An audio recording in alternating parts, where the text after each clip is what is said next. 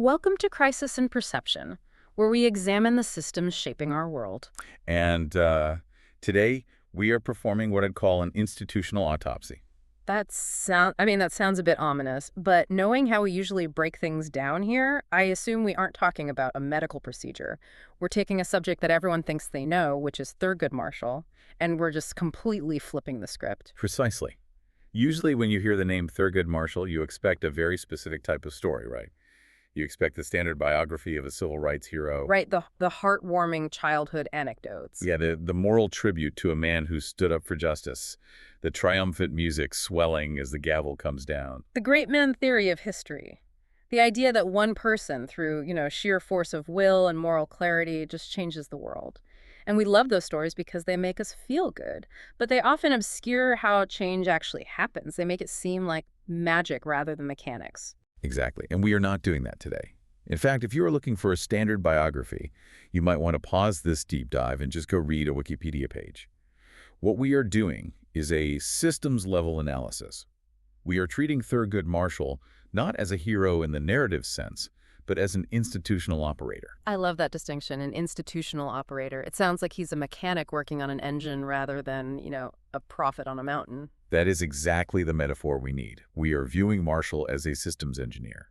His machine was the United States legal system, and his objective was to hack that system, to identify how legal incentives, public narratives, and enforcement capacities were aligned, and then figure out how to realign them to produce a different output. So the thesis here is that the U.S. legal system is an institution designed to manufacture legitimacy, and Marshall's career is essentially a case study in how to manipulate that design. Correct. And to do this, we're using some heavy analytical scaffolding. We aren't just reading books, we're using them as maps for this deep dive. We have Simple Justice by Richard Kluger, which is widely considered the definitive history of Brown v. Board of Education. But we're treating it as a map of the legal machinery itself. And we also have Juan Williams' biography, Thurgood Marshall, American Revolutionary, which gives us the operator's perspective, the man inside the machine. Plus, we have writings from Marshall himself, edited by Mark Tushnet in Making Constitutional Law, which show us the blueprints he was drawing up in real time. So here's our roadmap for you today. We are going to move through 5 phases. First, design what is the legal system actually built to do. Second, incentives, what does that system reward? Third, outcomes, what happens when you pull the levers. Fourth, persistence, why does the system resist change even after you win? And finally, interconnection, how does the law connect to everything else? Okay, let's unpack this. Phase 1, design. I think most people have this idea that the court system is designed to provide justice. It's right there in the name, the justice system. But you're saying that's a crisis in perception right off the bat. It is. If you look at the structural design of the U.S. legal system, justice in the abstract, moral sense is not the primary function. The primary function is conflict resolution and procedural stability. Procedural stability, that's the key phrase. The system is designed to keep society from tearing itself apart. It values order. It values continuity. It uses neutral procedures to resolve disputes so that people don't resort to violence in the streets. Now, the Constitution provides a narrative layer on top of that. It offers high-minded language about rights and liberties. But that language is constrained by the institutions that enforce it. It's like software code. The code might say, all users have access, but if the server permissions are set to admin only, the code doesn't matter. That's a great way to put it. And this is where we have to introduce the primary architect of Marshall's thinking. You cannot understand Marshall as a systems engineer without understanding the man who taught him how to read the blueprints, Charles Hamilton Houston. Right. Mark Niles, in his analysis of the Simple Justice text, points to Houston as the central figure here. He was the dean of Howard University Law School in the 1920s. But he wasn't just an academic. No, and this is crucial context. Houston was a military man. He served as an officer in World War I. He saw how the Army operated a massive hierarchical system based on rules, discipline, and a strict chain of command. But he also saw how that system treated black soldiers. He was treated like a second-class citizen while wearing the uniform of the state. So he comes back from the war, and he takes over Howard Law. And he doesn't want to run a normal law school. He wanted to run a West Point for black lawyers. Houston is the one who reframed the entire discipline for Marshall. He didn't teach law as a set of static rules to be memorized. He taught that the law was a weapon. Niles notes that Houston was the primary architect of the strategy. He explicitly wanted to train a generation of social engineers. Social engineers, that's such a deliberate choice of words. It implies that society is a construct that can be dismantled and rebuilt if you have the right tools. It's not social activists, it's engineers. And that is what they were doing. They weren't just trying to win individual cases to help individual clients. They wanted to re-engineer the white power structure. That's the phrase Kluger uses through cumulative assaults. Houston famously told his students, a lawyer's either a social engineer or he's a parasite on society. That is a brutal dichotomy. No middle ground there at all. You're either fixing the machine or you're just feeding off it. And the training reflected that. He was ruthless. He failed students who couldn't keep up. He drilled them on the Constitution until they could recite it backwards. Why? Because he knew the default state of the system they were entering. Right, let's look at that default state. When Marshall enters the scene in the 1930s, the operating system is Plessy v. Ferguson. Separate but equal. And this is crucial for you to understand. The system was using its neutrality to uphold segregation. The courts could say, look, we aren't being racist. We are just applying the precedent of Plessy. We are maintaining stability. The system protects itself by adhering to process. This is the trap. If you are a black lawyer in 1935 and you walk into a courtroom and say, this is morally wrong, the judge, who is likely a white segregationist, doesn't even have to be angry. He just has to point to the rule book. He says, I'm sorry, counselor, but the precedent is set. My hands are tied. Exactly. Marshall realized that he couldn't just stand outside the courthouse and scream that racism was bad. That doesn't work on a machine designed to ignore moral pleas. He had to step inside. He had to become a better operator than the people running the machine. There's a specific detail in Simple Justice about how Houston and Marshall prepared for cases. They didn't just study the law, they studied the typos. Yes. They knew that because they were black, the system was looking for any procedural excuse to throw them out. A misspelled word, a missed filing deadline, a formatting error. If a white lawyer made a mistake, the judge might wave it off as a clerical error. If Marshall made a mistake, the case was over. So they had to be technically flawless. They had to be better at the neutral procedure than the people who invented it. He had to change the gears while the engine was running without getting his hand cut off. And this brings us to phase 2.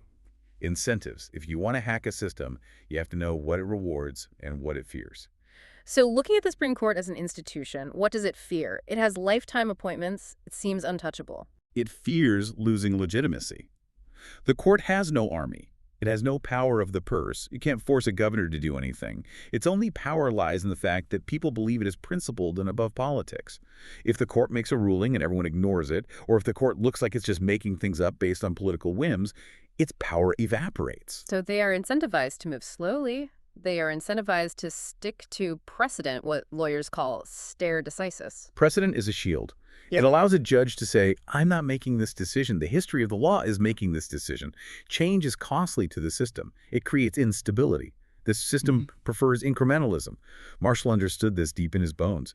He knew he couldn't walk into the Supreme Court in 1940 and demand an entirely new world. The system would just reject that input as a virus. This is where the strategy of cumulative assaults comes in. Reading Simple Justice, you realize that Brown v. Board of Education wasn't a lightning bolt from the sky. It was a siege. But where do you start the siege? You start where the system is weakest. Marshall and his team at the NAACP Legal Defense Fund engaged in what we call litigation sequencing. They didn't start with public elementary schools. That was the third rail. That was where the emotional resistance of white parents was highest. Right, protecting the children. If he starts there, the backlash is immediate and violent. So where did he go? Graduate schools, law schools. Why law schools? Because the judges themselves were lawyers. This is a brilliant psychological hack. Every judge on the Supreme Court went to law school. They understood what a law library was supposed to look like. They understood the value of networking with peers. They understood that you cannot become a competent lawyer if you are sitting in a room by yourself. So if Marshall could show that a black law school was objectively inferior to a white law school, the judges couldn't pretend otherwise. They couldn't hide behind separate but equal if the separation was clearly unequal by their own professional standards. Yes, exactly. Take the case of Sweat v. Painter in Texas. This is a perfect example of system hacking. Texas didn't want to integrate the University of Texas Law School. So when Human Sweat applied, they literally rented a few rooms in a basement downtown, bought a few books, threw a couple of part-time professors at it, and told him, there, that's your law school. It's separate, but it's equal. It was a farce. It was a complete farce. But under the old rules, under the lazy interpretation of Plessy, it might have passed. Marshall brought the evidence. He didn't just argue about race. He argued about the facility. He counted the books in the library. He compared the faculty credentials. He talked about the alumni network. He forced the Supreme Court to look at the material reality of the facility. And by getting that win, he establishes a new precedent. He forces the system to acknowledge that separate was not being kept equal. And here is the genius of the incentive hack. He made the current system legally and financially unmanageable. By forcing states to actually provide equal facilities, which would cost an absolute fortune, he attacked the economic incentives of segregation. He was pricing them out of racism. He was using the system's own rules against it. The system loves precedent. Fine. I will build a stack of precedent so high that you have no choice but to rule in my favor. The system loves neutrality. Fine. I will show you, using neutral data, that you are failing your own standards. Speaking of neutral data, we have to talk about the Dahl test. This is mentioned in the sources as a major turning point. But strictly speaking, it's not legal evidence, is it? It's sociology. This was another hack. Marshall brought in Kenneth Clark, a psychologist. They showed black children white dolls and black dolls and asked them which one was good and which one was bad. The children overwhelmingly said the white doll was good and the black doll was bad. Even the black children. Especially the black children. Marshall used this to prove damage. In a tort case, or a personal injury case, you have to prove that you were hurt. If you slip and fall, you show the broken bone. Marshall argued that segregation wasn't just administrative separation, it was inflicting psychological injury on children. He converted feelings into damages. He translated a moral wrong into a legal language the system understood. The court couldn't just say segregation is tradition. They had to deal with the evidence that the state was injuring its own citizens. It's interesting you mentioned venue selection as part of this. It wasn't just what cases they brought, but where they brought them. Marshall was a master of venue selection. You have to remember, in the South, state judges were elected. They had to answer to white voters. If a state judge ruled for integration, his career was over. He might even be killed. So Marshall didn't want to be in state court. He aggressively moved cases to federal court. Federal judges are appointed for life. They are insulated from the local voters. Marshall was leveraging the counter-majoritarian design of the federal system. He knew the majority in Mississippi was never going to vote for integration, so he had to find a part of the system that didn't care what the majority thought. That's a classic hack. He bypassed the democratic feedback loop of the racist South by moving the venue to a system that didn't answer to those voters. Precisely. And this wasn't just luck. It was a structural understanding of Article 3 of the Constitution. He knew where the levers of power were insulated. And this transitions us perfectly to Phase 3, outcomes. Because eventually, this engineering process leads to Brown. But even Brown itself is misunderstood. Simple justice really drives this home. Brown is not one case. It was multiple cases joined together from Kansas, from South Carolina, from Virginia, from Delaware. And that coordination is the systems engineering part. Marshall had to align the legal timeline with the narrative timeline. He had to make sure the cases arrived at the Supreme Court at the exact moment the court was ready to receive them. He effectively built a conveyor belt of litigation. But this approach, the slow, methodical, institutional approach, didn't sit well with everyone. And this is where the Juan Williams biography adds a fascinating layer of conflict. We often have this Avengers view of civil rights, where all the heroes are on the exact same team. It's a comforting myth. We imagine Marshall, Martin Luther King Jr., Malcolm X, and the Kennedys all holding hands. But the reality was they were operating in completely different systems, and they clashed constantly. Marshall had serious clashes with Martin Luther King Jr. Why? They both wanted the same thing, equality. They wanted the same outcome, but they used opposing mechanisms. King was operating in the system of moral persuasion and public protest. King was creating disruption. He was filling the jails. He was creating chaos to force a moral reckoning. And Marshall? Marshall was a systems man. He believed in the power of the writ. He believed in the Constitution. To Marshall, mass arrests and chaotic protests threatened the very legal stability he was trying to build. He worried that if the movement looked too chaotic, the courts, remember, they crave stability, would retreat. There's a sentiment in the Williams book where Marshall essentially views the protesters as risking the long-term legal victory for short-term visibility. He called the bus boycotts street theater. He did. He thought it was dangerous. Marshall looked at a protest and saw a liability. King looked at a protest and saw a catalyst. And it goes even further with Malcolm X. Marshall and Malcolm X were diametrically opposed. Malcolm X challenged the legitimacy of the entire American project. He argued the system was rotten to the core and couldn't be fixed.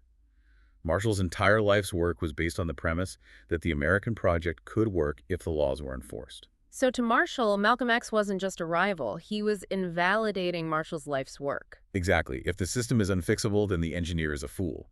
If the car is totaled, why are you changing the oil? Marshall had to believe the car was salvageable. And here's where it gets really interesting. The Juan Williams book reveals a detail that I think shocks most people. Thurgood Marshall had a secret and controversial relationship with J. Edgar Hoover, the head of the FBI. This is the ultimate proof of the institutional operator thesis. Wait, we have to pause on this. J. Edgar Hoover is the villain in almost every civil rights story. He wiretapped MLK. He tried to destroy the movement. Why is Thurgood Marshall, the architect of civil rights law, talking to him? Pragmatism. Marshall wasn't an ideologue, he was a lawyer who needed enforcement. He knew that in the South, local police were often the ones committing the violence. Who polices the police? The feds. He needed a counterforce. The FBI was the federal enforcement arm. Marshall fed information to the FBI to help them go after violent racists, but also, and this is the controversial part, to distance the NAACP from communists or radicals who might discredit the legal organization. So he was trading intel. He was saying, look, those guys over there, the communists, we aren't with them. We are the good guys. You can trust us. He was protecting his standing. Marshall knew that Hoover was obsessed with communism. The Red Scare was in full swing. If the NAACP got labeled as a communist front, the Supreme Court would shut the door. The judges would see them as enemies of the state. So he threw the radicals under the bus to keep the legal lane open for the NAACP. It's Machiavellian. There's no other word for it.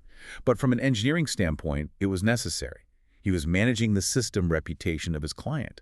He protected his venue access by working with the gatekeeper, even if that gatekeeper was a monster like Hoover. He recognized that the legal system is nested inside the political system, and if the political winds shifted against him, the legal doors would lock. He was playing 4D chess while everyone else was playing checkers. But let's look at the result of that chess game. Brown happens. 1954. The court rules. Separate educational facilities are inherently unequal. And here's the outcome trap. We see the ruling and think, mission accomplished. But a systems analysis asks, what is the gap between the ruling and reality? The gap between symbolic legitimacy and material compliance. Precisely. Brown gave the Supreme Court a massive injection of legitimacy. It made them look moral. It made the United States look like a true democracy during the Cold War. Right. We can't ignore the Cold War context. The U.S. is telling the world we are the land of the free, and the Soviet Union is printing photos of lynched black men on the front page of Pravda. Racism was a national security liability.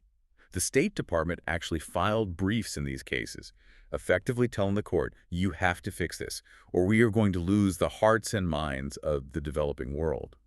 Marshall leveraged that geopolitical incentive perfectly.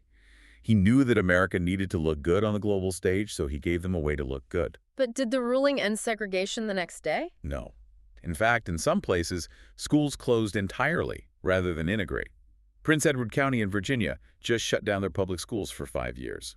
White parents put their kids in segregation academies, private schools that opened overnight. That brings us to phase 4, persistence. Why does the system resist? You win the case, you have the highest court in the land on your side, and yet nothing changes. Because institutions adapt. When you block one path, the system finds another. Marshall defeated the explicit laws, the Jim Crow signs that said whites only. But the system shifted from explicit laws to neutral procedures. This is the shift from de jure to de facto. Exactly. If the law says you can't segregate by race, the system says, fine. We will segregate by neighborhood. And we will make sure the neighborhoods are segregated by zoning laws and lending practices. We're talking about housing policy, school district boundaries, funding mechanisms, things that look colorblind on paper but produce the exact same segregated outcome. This is where the Tushnet source material is so vital. It shows that Marshall's scope was much broader than just schools. He saw this adaptation coming. He fought against the color line in housing, transportation, and voting. He understood that if you desegregate the school, but the housing market is rigged, the school will eventually resegregate. But the court didn't follow him there, did they? They followed him part of the way, but they stopped at the property line. In later cases, like Milliken v. Bradley in the 1970s, the court ruled that you couldn't bus students across district lines to integrate schools if the suburban districts hadn't intended to segregate. That word intent again. The system's design requiring proof of intent became a shield for de facto segregation. Marshall spent his later years on the court fighting this. He argued that the outcome mattered more than the intent. If the outcome was a segregated school, the system should fix it. But the court, the institution, recoiled from that. Why? Why did they stop? Because the incentive was too high. If the court said you are responsible for outcomes, regardless of intent, they would have to restructure the entire American economy. Housing, taxes, zoning, everything. The court decided that was too destabilizing. They prioritized stability over justice. They were willing to fix the obvious, ugly racism of the South, but they weren't willing to dismantle the structural inequality of the North. That really brings us back to the function of the courts we started with. They're there to resolve conflict, not to redesign society from the ground up. Marshall pushed them as far as they could go, but he hit the structural limit. He hit the limit of what the legal instrument can achieve. Yeah. And that's why the interconnection piece, Phase 5, is so vital. The law can't do it alone. Courts are nested systems. They exist inside a media ecosystem, a political ecosystem, and a bureaucratic ecosystem. Marshall knew this. The Tushnet source mentions his investigative reports on race riots and racism in the Army. Think about that. He wasn't just filing briefs. He was going into the field, documenting reality in the military. He was putting his life on the line. There's a story in the biography about him being in Tennessee defending men accused of a riot. The police arrested Marshall on a trumped-up charge, drove him down a dark road toward the river where a lynch mob was waiting. And the only reason he survived is that the other lawyers followed the police car and refused to leave. They witnessed it. The police couldn't kill him with witnesses. That is terrifying. But it shows that the law offered him no protection in that moment. The system of local law enforcement was trying to kill him. So he needed the other systems. He needed the media to show the brutality of Jim Crow to the North. That created the political pressure that allowed the court to feel safe ruling in his favor. The court rarely leagues. It usually follows a shift in the consensus. Marshall used the media and the political pressure, even the pressure created by the protests he sometimes criticized, to create a safe landing zone for the justices. It's all connected. You can't separate the legal strategy from the media strategy or the political strategy. Marshall was arguably the conductor of this orchestra, even if he didn't like some of the instruments being played. And that is why he was an operator. He didn't just know the law. He knew how the law connected to the news cycle, to the FBI, to the Cold War, and to the economics of school funding. He was looking at the dashboard of the whole machine. So we've looked at the design, the incentives, the outcomes, the persistence of the problem, and the interconnections. It's a massive, complex machine. It is, and it's a machine that is still running today. Which brings us to the core of this show. What is the crisis in perception here? The crisis in perception is the belief that a court ruling is social change. We see the headline, Supreme Court rules X, and we think, okay, problem solved. We mistake the permission slip for the action. The Supreme Court provides legal permission for change. It removes a barrier, but it does not build the new reality. There is an obscured structural layer between legal permission and institutional enforcement. That is the layer where reality lives. A law is just words on paper until the incentive structures align to enforce it. We tend to tell stories of good laws versus bad actors. We say, we passed a good law, but those bad racists ignored it. But that framing fails to capture the structural inertia. It fails completely. The system is designed to stabilize, not revolutionize. It is designed to absorb shocks and return to equilibrium. Marshall's success wasn't magic, and it wasn't just moral righteousness. It was engineering. He managed to jam the gears of the old system so effectively that it had to upgrade itself. But as we see with the persistence of inequality, the system is always trying to downgrade back to its default settings. That is a sobering thought, but also an empowering one. Because if you see it as a machine, you stop waiting for a hero to save you and you start looking for the levers. Exactly. You start looking for the incentives, you start acting like an operator, you stop expecting the system to be fair by default, and you start understanding how to make it fair by design. Or, like Marshall, figure out how to become the mechanic. Indeed. I feel like we could go on for another hour just about the persistence phase. The way the system adapted to Brown is basically the story of modern America. It is. The shift from de jure to de facto segregation is the central issue of our time. We have cities today that are just as segregated as they were in 1954, but no law mandates it. It's all economics and zoning. Which means the next Thurgood Marshall can't just be a constitutional lawyer. They need to be a zoning lawyer, an economist, a data scientist. The system has become more complex, so the tools to hack it must become more sophisticated. Marshall showed us the way, but he didn't finish the job. He couldn't. The system adapted too fast. And that's the crisis, the belief that the job was finished. If we think the job is done, we stop looking at the machine. And if we stop looking at the machine, it runs on its default settings, and we know what those default settings are. Inequality. Procedure over justice, stability over change. Well, this has been a true deep dive. We've taken the source material Kluger, Williams, Tushnet, and we've built a completely different understanding of who Thurgood Marshall was and how the legal system actually functions. It's been a pleasure to dismantle it with you. Crisis in Perception examines how systems shape belief and how better tools help us see clearly. This project is free and publicly accessible.